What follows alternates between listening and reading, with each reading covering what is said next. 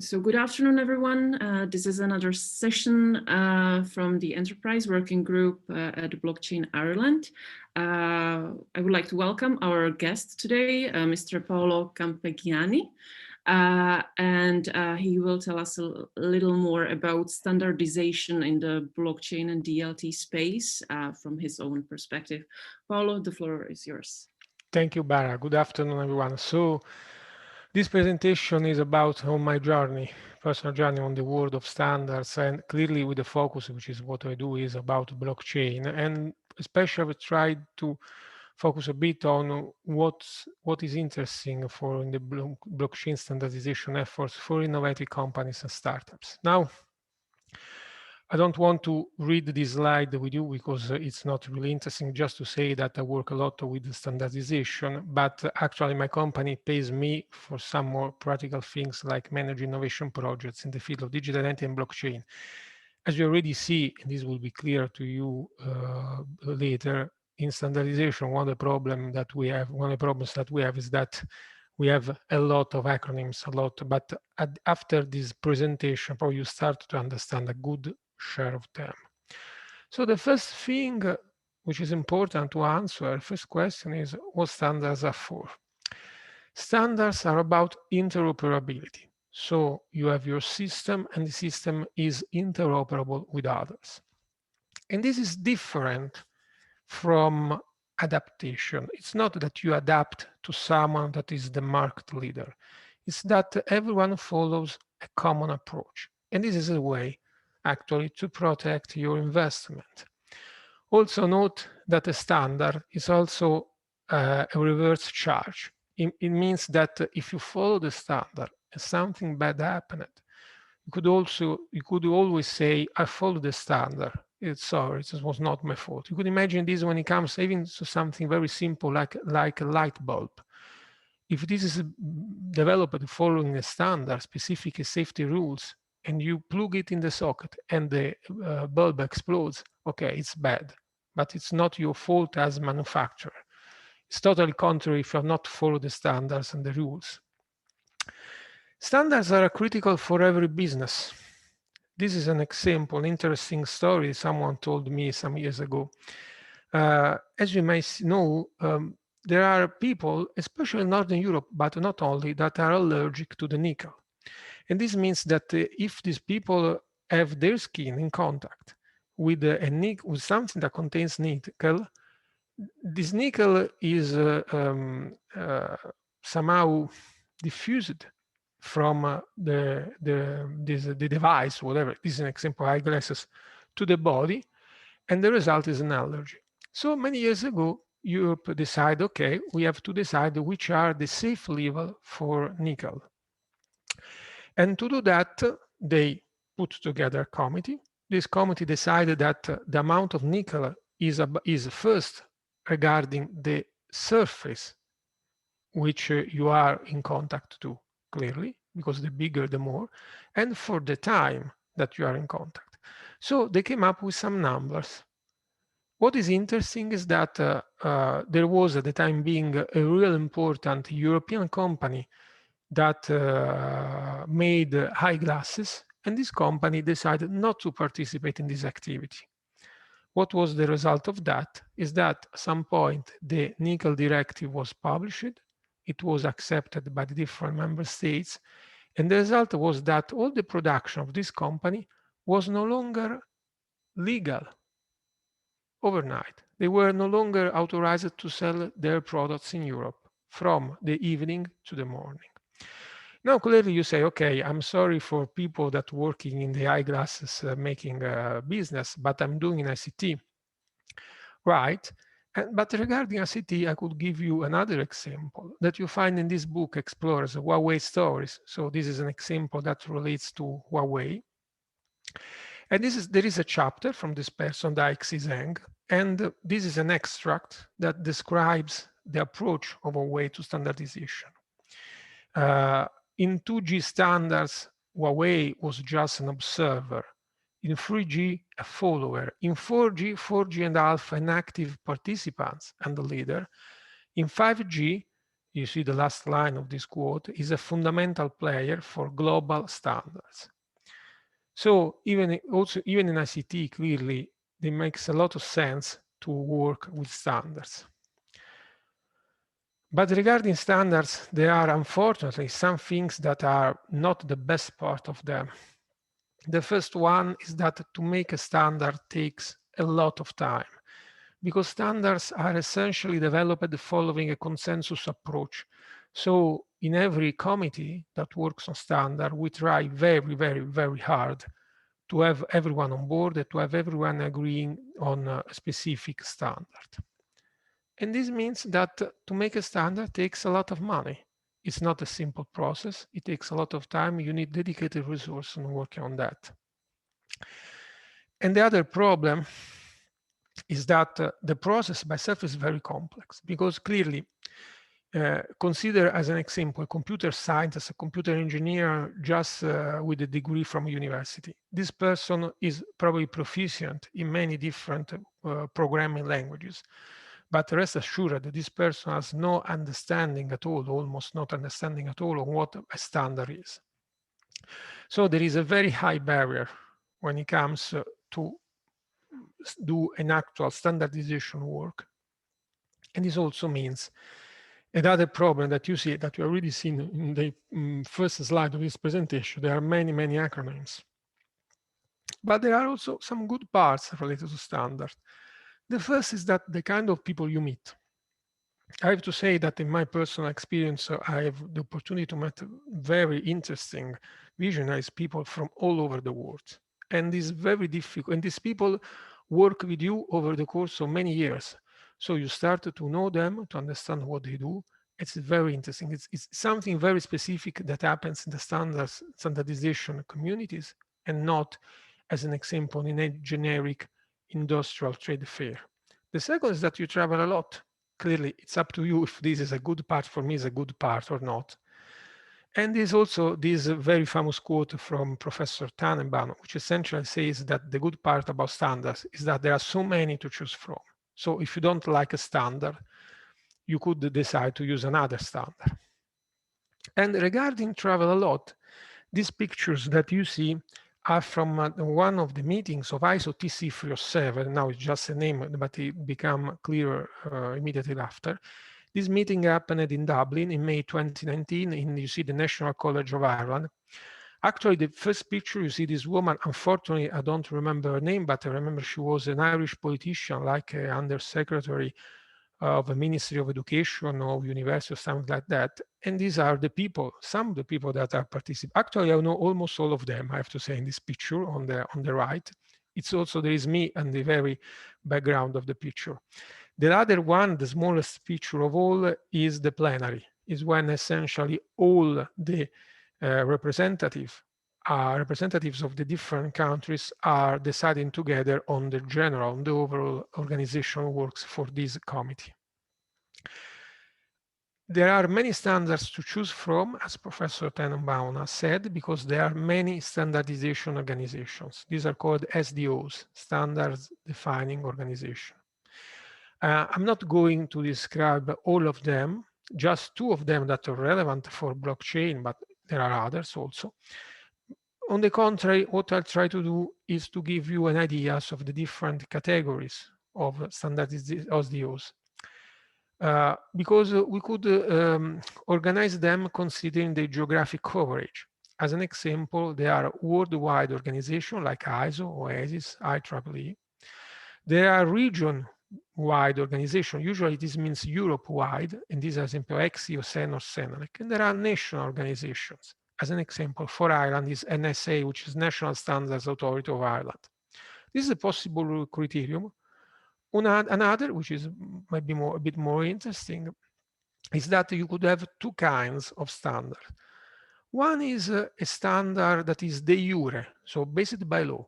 ISO, CENELEC, ETSI, ANSI, UNI, whatever. So it's not about the geographic coverage. This means that when ISO decides that the way to do blockchain, the definition of blockchain is a specific definition, this is legally binding according to a specific process, but it's a very strong definition. On the contrary, you could have de facto, cioè on practice, practical standards. As an example, IEEE or IATF. What's the difference? Every one of us is accustomed to working on TCP/IP, which is a de facto standard. This means that you could see many implementation and you have to be interoperable with them, but no one has spent a lot of time trying to solve all the corner cases. On the contrary, on telecommunication, there is the famous ISO OSI stack, which is de jure, and they are totally different because TCP/IP is 4 levels, ISO OSI is 7 levels. Now, in the remaining part of this presentation, I'll discuss a bit on these two, which I'm member of, ISO and Sensenelec. You see, they have the same name somehow, because Sensenelec is a joint technical committee, number 19, on blockchain and distributed ledger technologies, while ISO is a technical committee, the TC 307, which is again on blockchain distributed ledger technologies. The good part is that these two are cooperating together. There are some legal framework put in place. So what you decide in one is somehow accepted if there are no objections in the other. So, okay, there is ISO. I want to join ISO. First point, you cannot, because ISO is an international organization whose members are states, countries, sovereign countries. So if you want to join ISO, what you have to do, you join your national standardization organization, which is an example for Ireland is NSA.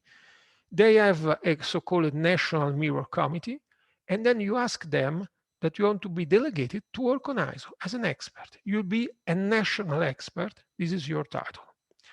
Not all countries in the world are participating in ISO TC47. You see now in this slide that first Australia has a different colors than all others because Australia is the secretariat. So this means that they are providing actual resources, people that are organizing the activities of the committee. You see that there are then many other countries in the world that are, let's say, in blue, including Ireland and almost all of Europe. These are members, so they are actually participating members. Others have this color that would say something between yellow and brown, and these are observers. So these people are interested in understanding what's happening in ISO TC47, but are not participating directly. ISO 307, like any other, almost any other ISO committee, is organized essentially in groups. Groups are people that are gather together in order to do something. Study groups are initial discussion, something more experimental, if you want to say. So, okay, we want to discuss, to analyze something. Working group is something more structured. They have a clear mission and they are somehow clear. You could close them if they're no longer needed, but they are somehow continuing experience. There are also advisory group and coordination groups. The other important point regarding ISO and almost any other SDO is that they are connected together. The technical term is liaison, and so it's a connection, and you have a connection between different technical groups inside ISO, or between different organizations, or even you could have a connection between a technical committee and an external, you see later this shortly later, organization, like a company or whatever. This is ISO 307 structure. I don't want to discuss this in detail, but just to give you an idea, you see there is AG, which is an advisory group, which is the review advisory group as an AG1. You see in the middle of this page, the AWG4, which is a joint working group 4. This means that this is a joint group between ISO TC47 and this other that is called SC27. This is the ISO Committee for Cybersecurity, which is a very huge group. And they have decided to create a joint working group because in JWG4, we work, I'm a member of it, on security, privacy, and identity. So clearly, working on security for blockchain means working also on cybersecurity and vice versa. So clearly, to have a joint working group is very good. Otherwise, you see also there is just another example, working group 6, that is about use cases. Then there are the liaisons, which means that, as an example, see the very last line of this table, ISO TC 201 is a technical committee on geographic information and geomatics. And they said, okay, I see that you are working on blockchain. I think that blockchain is important for us that we work on geographic information geomatics. We want to have a person, a physical person, that acts as a connection between these two technical committees, and as such, we could keep updated on what is happening. It's also the contrary, because an example, TC07 has said, see the last element, oh, okay, I see that there is this ISO committee, technical committee 68, which is about financial services. In TC07, we think that it's very interesting to understand how financial services wants to use blockchain, distributed ledger. So if you agree, because clearly TC, the hosting committee has to agree on that, we add a person that acts as a specific liaison and contact. To give you an example, some months ago, TC68 came up with a document related about blockchain, and even if not a member of TC68, I have the opportunity to discuss this because the liaison did a very good job and let me to analyze this document and provide my comments on this document.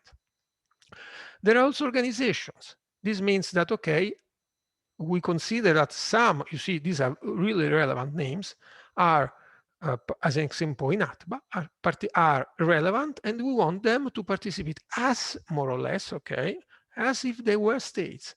So they could have delegates, they could participate. This, the last column that says AAA, this means that they are the highest level of liaison, so they could participate directly in any possible committee. Now, okay, this seems bad, but it's simpler, most simple, it's very simple to read once I tell you the relevant elements. This says what TC07 is currently doing at the time being. There are 3 columns. The last one that is called ICS is not relevant because it's just the ISO taxonomy that tells you on what a specific document targets. So we could ignore them. Say the first one, on the contrary, you see there are different documents that have a specific acronym, unfortunately, and then a title. See the first one. The first one is called the ISO DTR 3242. DTR means Draft Technical Report. This means that there is a technical report, which is a description of what is happening in the world, in this case regarding clearly use cases for blockchain. And this is draft, because there has been at some point a formal process when countries have cast their votes saying, okay, this document could be published or not. You see in the middle of this page, something different, which is the vocabulary. The number is ISO 22739 2020. This is the 2020 version of what? Of a standard. This is a standard, the vocabulary. This as an example contains the definition of blockchain or distributed ledger. And this document is more mature than the others because you see that the column that is labeled stage, this one has a number which is 90.92. 90 means this has been published. This is an official standard. Point 92 means this one will be updated because it has been published, and immediately after we decided to provide new elements regarding that. I personally, I'm the project leader of the last one you see in this slide, this 23249, which is about an overview of existing DLT systems for identity management. This stage is 30, but actually this slide is a bit outdated, now it's 60, which means we are in a draft technical report, okay, and it's about to be published. Activities are organized at a working group level because usually, at least pre-pandemics, every working group meets twice a year, face-to-face. In this meeting, we decide what to do with the activities for the next month. As an example, we decide to start a study group, a technical report, a technical specification. And also we discuss on the current status of all the other documents that are managed by this working group. So there is a document, it will be circulated within the members of the working group. These people provide comments, and we dispose. We decide if these comments have to be accepted or not. All activities, this is a very important point in ISO, are based on consensus, which means that if we have to spend 1 week or 1 month or 1 year trying to have everyone on board, we happily spend this time. That's the point. Documents, this means have to be written in a very specific format, because imagine that otherwise many misunderstandings, many ambiguities could arise. There are specific guidelines, quite a very big book. And what is important is everything that we discuss, that we write, that we vote on are documents. So everything is mediated by documents. You receive these documents to your inbox. You have a lot of time to discuss and to analyze the document. Usually in the order of 1 month, 2 months. Usually it's 2 months. So we start the discussion now on document. 2 months from now, we collected all the comments that we received. Then again later, we discuss about these comments. This was the working group. At the technical committee level, things are a bit different because it's organized as a plenary. This again meets twice a year, and is essentially in the same occasions when the working group meets, clearly, for obvious reasons. There is an important caveat. When you work at the working group level, you are not representing your country, you represent yourself. But at the technical committee level, in the plenary, you represent your country, which means that there is this all. Every nation has some specific seats reserved, and there is an head of delegation that is the only person allowed to vote. And we vote, as an example, we decide, okay, I want to create a working group to study these things, okay? Or on the contrary, okay, I want to publish this document, or I don't like this document, I think we have to work a bit more on that. These is the things that the plenary decides. I've already told you the many things. And everything again happens on written documents that are called resolutions. So we decide there is a resolution that, okay, this document is has a good quality and could be published. ISO is a de jure, as I told you, so by law SDO, which means, now I simplify things a bit because they're more complex, but we give you an idea. When something is published by an ISO committee, the countries that are member of ISO have to accept this document.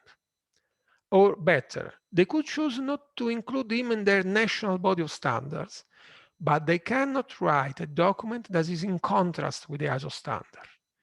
So essentially, when ISO decides, is for everyone. And clearly, the balance of power is we want to have consensus because we do not want to impose anything on any country. And somehow, this is a very complex matter, but let's say so, it's something very similar to a law.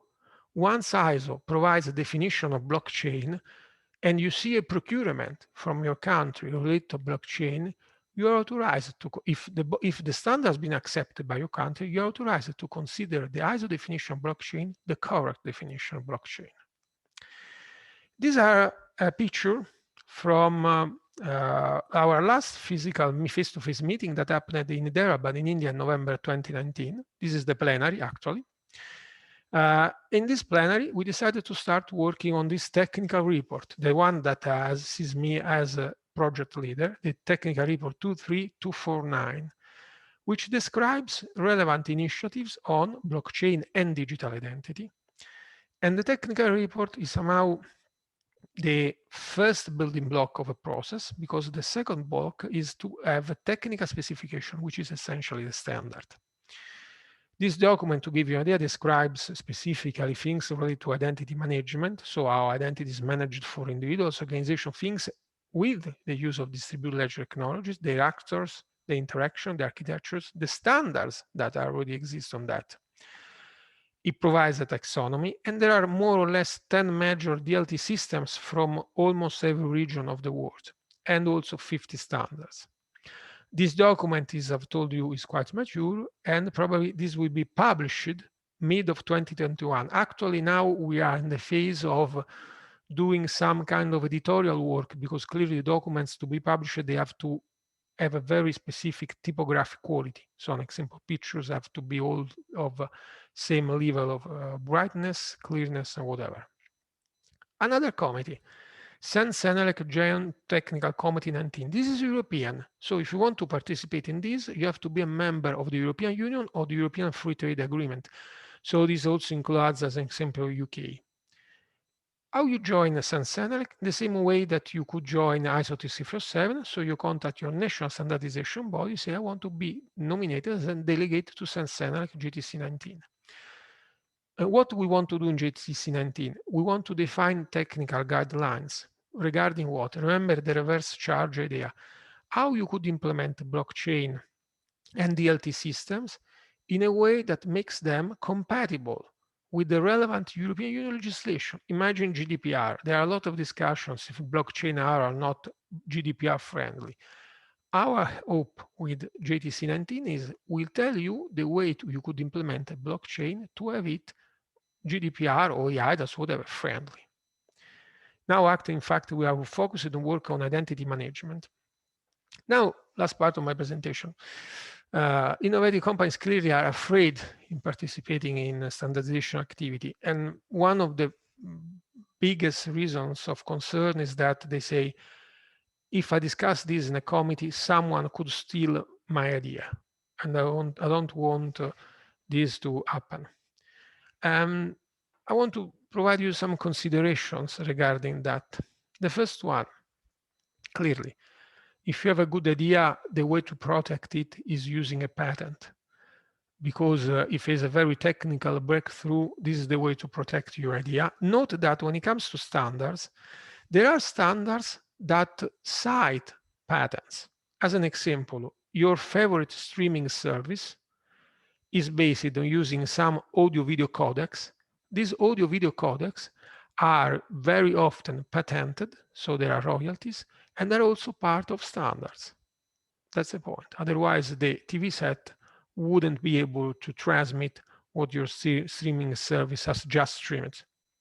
So a good idea, you could protect with patent. This is the other point, which is a bittersweet reality, but it is. Never think that you are the smartest guys in the world, because probably you are not. This means if you have a very good idea, it's totally possible that someone else has had the same idea before you. As an example, I'm very often an evaluator of innovation projects in the field of blockchain, and very often I read this statement, blockchain X is the world's first blockchain for doing 1, 2, 3. It never happened. There's always someone else that will restart and working on the same thing. Third point, if your idea is somehow based on a specific business model, on a business network, this is what you have to create, because clearly this is very difficult to replicate. And standards are not interested in business model or business network. This is not the point, clearly. Other point, standards are a very high level. This means that no one wants to discuss your code or whatever else that you do not want to discuss. When you participate, it's up to you to provide the contributions, and you're free to provide the contributions at the level of detail that you want. Usually code is not very interesting. It could be an algorithm, but not code, clearly. And last point, that is the end of this presentation, is very important. Remember this, standardization happens with or without you. Standardization is slow, but is merciless. But once a thing is written in a standard, it's written in the standard. It's up to you to be compatible and interoperable with the standard, not the contrary. And this means what we have to consider is if we want to be one of the influencers, because clearly no one is writing standard, it's a very distributed process. One of the influencers in, remember Huawei, in a standard, or if you want your competitors doing this on your behalf. That's the point. You see that for blockchain, standardization is happening. Clearly, it will need many more years. We are just at the beginning of the process. We are not at the end of it, but it will happen. So it's up to you. And in practical terms, what I could do, okay, first possible answer, join your NSA and tell them that you want to be part of the picture. There are very competent people from Ireland that are already participating in NSA. So I'm sure you find a very good teachers, way better than me. That's not a good problem. The other possibility, clearly, maybe you could decide to join in ATPA, because in ATPA, as a liaison, it provides many other different services, clearly, provides also this service that you could be updated on what is happening on many different standardization organizations. But remember that there are the different things. Clearly, it's not totally the same. It's very similar, but there are some small differences. So it's up to you how you decide to participate in this. That was my presentation. Okay, I'm more than happy to hear your questions or opinions on what I've just said. Wow, thank you so much. I never realized how complex this whole thing is and how many levels have to be interconnected and are interconnected there. And maybe one question that came to my mind is, and this might be a stupid question, I always thought that regulations are actually the legally binding laws and standards are just something countries, organizations have made consensus on, but they're not as legally binding, let's say. What's your view on the difference between those? It's a very good question, absolutely. What happens in Europe is essentially that when there is a standard, as an example from Sensen and Covezzi, the European Commission has a specific group of people that start reading the standard. They say, okay, this is compatible with the EU law or not. If we not, we accept it. And this is called an harmonized standard. So clearly, it's not an automatic recognition. But what usually happens is that they accept the standard as it is. Clearly, I'm not a lawmaker, so I cannot make law. That's the point. But in fact, I influence the law. That's the point. Okay. So from like a new startup, for example, or innovative company, at what point should I, for example, get involved with a standardization body? At which point is it good or, you know, a necessary kind of, would you say? I would say that it's good to participate when we want to understand what others are doing. This could be a way, because as an example, if someone asks to create a blockchain a committee to work on a standardization for energy, probably this means that they are interested in this. It makes sense for you to participate. That's the idea. This is the point. So there is not a specific point, because also startups have to be very, very fast in the way they deliver things to the market, products, services, whatever. So, and standards are anything but fast. That's for sure. But it could be a way to understand some, also another important point, standards are also a geopolitical tool. So in some cases, they are a place of very first contrast between major countries in the world. They are not just a place to be friend with. It's a nice place, but you have when you have a nation level interest, it's clearly that some clashes are happening. This is why procedures are very well written, very long, very complex. That's the point. So it depends on your product, on your time, and on how much you know your competition, because you consider this a competition tool, a market tool. Yeah, I feel like in the energy sector, especially in blockchain, there's not that many standards yet. And we are kind of helping to work on those. So it feels like there's more of the high level, general, let's say, standards rather than sector specific concrete standards. And I guess that relates to the fact that, yes, you need to allow companies to be still unique and have their IP, their own IP. And at the same time, as you said, follow the common approach, which is the layer where you are common with everyone else. But yes, you still need to be unique. You need to have advantage on the market. So it's interesting to see how. But as example for energy, I'll just tell you what I would try to consider is to look which ISO committees are on energy, like energy distribution or power grid management or whatever, and then try to understand if they are doing something in blockchain. Because probably this could be more interesting because you see better your market more than your competitors. That's the approach that I could consider. Okay. Paolo, I have a question. Paolo, do you see the blockchain DLT standard becoming an ISO standard in its own right, like ISO 27001 in the next 5-10 years? Do you see it like that? Or do you see it as a kind of a subset that something like ISO 27000 can bring in? Okay, clear. No, very interesting question. Let's say that ISO 27001 has been quite successful. That's the point. Yeah. So it's also about adoption, because there are many standards that people are very happy to ignore. That's the point. Or why in ISO is not. I think that for blockchain and DLTs, all these standards would be relevant. And of course, they will be compatible with the ISO 27001 or whatever else, because in many cases, people are working on both. Yeah. Or again, in JWG4, which is where I act as a project leader, this is a joint with the ISO SC 27, which is in charge of 27K1. Yes. So I'm totally sure that no incompatibilities will arise. On the contrary, they will be very aligned.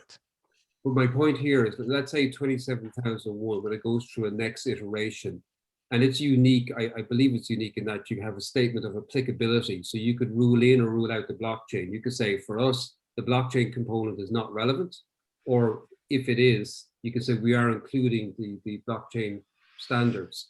So will it be modular like that? And would it be another ISO standard? Yes, Yeah. I think so. Clearly, it's not a simple process. Clearly, also generally speaking, a technical committee could come up with a very ambitious standard that gives some strong support and direction to the market, or could prefer to work on something that is more common to everyone, or everything in between. Clearly, the end result is difficult to say.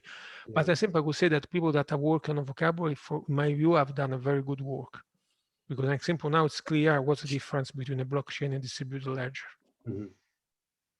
Thank you. Can I ask a simple question as well? Thank you for the presentation, Paolo. It's very, very relevant for some of my work. I actually bring up a question in the community of blockchain worldwide last week. I asked the question, I said last month, some of us actually found a bug on ERC 721 of NFT token. Then some of my colleagues say, hang on a minute, Kraken, that is on Ethereum, a specific type of public blockchain. I then asked a somewhat could be a juvenile question. Is ERC 721 standard only for one particular type of blockchain? What about if I go to have a token which is running on a Bitcoin blockchain or Cosmos, whatever it might be? Do I have to follow that particular standard? So it is somehow that is a lot of debate at the moment. So how do you see the application for a standard in the blockchain industry that they will be accepted? Oh, very interesting. This is somehow lies about the difference between a technical standard and a legal standard.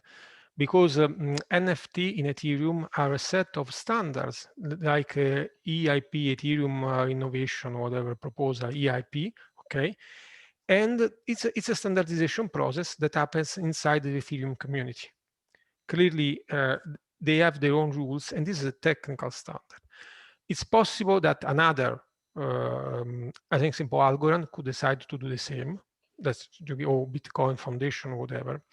Regarding ISO TC47, yes, it is possible that one day ISO decides, okay, I want to, as an example, I'm interested as ISO 307 to have interoperability between different blockchain implementation. This is a very relevant topic as of today. So I want to give some semantic elements, probably, that I want to see in all the NFTs, to follow your example, between these different implementations. Or it's possible that ISO says, okay, this is a very specific question, and I prefer to focus on security, as an example, on privacy, or interoperability from different points of view. So it's not that standards have to, I would say, to regulate everything, to standardize everything, only what we decide to do. Clearly, in some cases, the compromise is a good one, in other cases, a bad one. That's the point. Maybe the next, allow me one more minute. The next question, as I said, I think this particular presentation from you is very relevant on standardization and some relations to energy. One of the issues that we are facing is then how do you set the price for 1 ton of carbon credit? So do we go to China or do we go to America?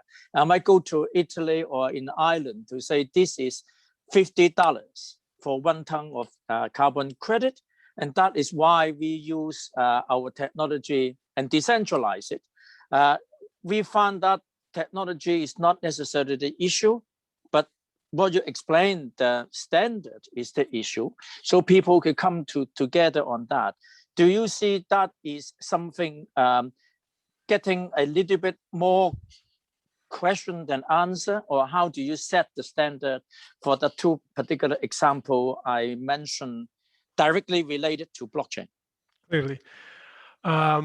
clearly, I'm not an expert at all in this field, so I could just give some very generic idea. I think that clearly this is a really sensitive issue when it comes to competition, worldwide competition, because clearly it changes a lot of the structure of the entire industry in a country.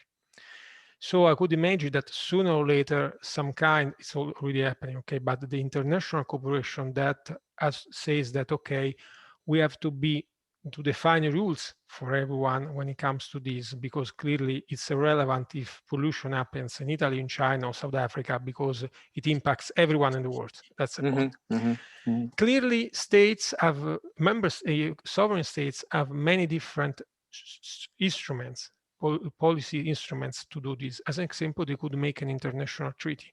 They make an international treaty, they create an agency that has to manage the treaty, and this agency at some point decides what to do in terms of how we implement the controls in the system. And clearly the agency acts as a monopoly.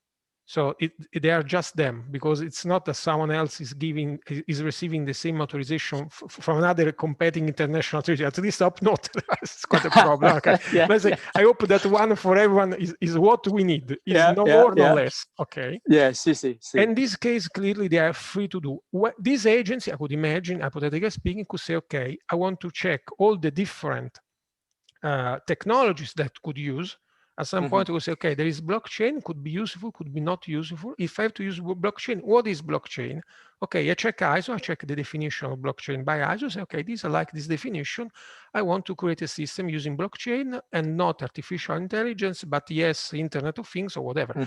Or they could write their own approach. Usually speaking, it's way more effective that you follow the standard, because someone has already created the skeleton of the system for you. And this simplifies your approach. So usually public agency, public bodies prefer, when it comes to procurement, to follow something that already exists. So, but it's a very indirect approach somehow. As Ian said, do you see that the relationship between, say, standard in blockchain and decentralized ledger technology have the influence or take it in from ISO standard? Yes, it's possible. Yes, absolutely. Okay, it's possible, because usually this is the approach, in the sense that these agencies, public bodies, imagine the Italian state now, or every other state in Europe, we have this next generation view. One of the mission is that we have to converge to something, to a new world. We have a lot of money to spend, and it's not possible that Italy moves in a way and France in another. So usually speaking, there are some definitions that are put in place. And clearly, as an example, this could be, it makes a lot of sense, especially when it comes to procurement, which is an important way to sustain innovation. Public procurement is the most important tool to sustain innovation. That's the truth, because you're talking about very high risks. So only the state could afford some kind of risks. This, just to make you another example, see the Green Pass, the COVID-19 vaccination certificate that should allow everyone of us to move freely, more or less, around Europe. What has happened? Has happened that European Commission said, okay, I will come up with a proposal that is a technical proposal that contains this. The proposal is not based on blockchain, it's based on traditional databases, because probably they have to move very fast on that. So they have to use from my understanding, the most mature, most immediately to deploy technology. It's a rule, clearly, that is accepted by the different states. So it's like a law, because I don't know if it is a regulation or directive from the European Union, but okay, it's not important. You have to understand that, to analyze that. And this is what you have to do. Clearly, people that have written this have considered the many possible technical standards. As an example, in Germany, they have decided that the notarization, the attestation of the personal information related to a person-specific COVID status could be stored, encrypted in some different blockchains, like including IOTA, Ethereum Classic, and 3 others that I remember that are probably more interest in Germany, more national systems. And that's it. So this is always all typical of the process. The public agency do not like to write standards, and they prefer to use what is available. But it's a long shot for sure. It's not something that happens tomorrow. For sure, that's the point. Great. Okay. Anyone else has any other questions? Maybe final question? If not, Paolo, thank you so much. This was great. And I hope to invite you again to another of our sessions, maybe on another topic in the future. I also send you the slides, so you're free to distribute them with these people and the others from Blockchain Ireland. Clearly, I'm happy with that, and also this recording could be shared. It's not a problem, YouTube or whatever. Okay, but it's very interesting, and really appreciate your interest, your questions that are very interesting for me. Okay. Thank you so much. Thank you for your time. Thank you so much. Thank you, Paolo. Thank you, Paolo. It's been a pleasure. Thank you, everyone, for the time. Bye-bye. See you. Bye-bye. Thank you. Thanks. Bye-bye. Bye-bye.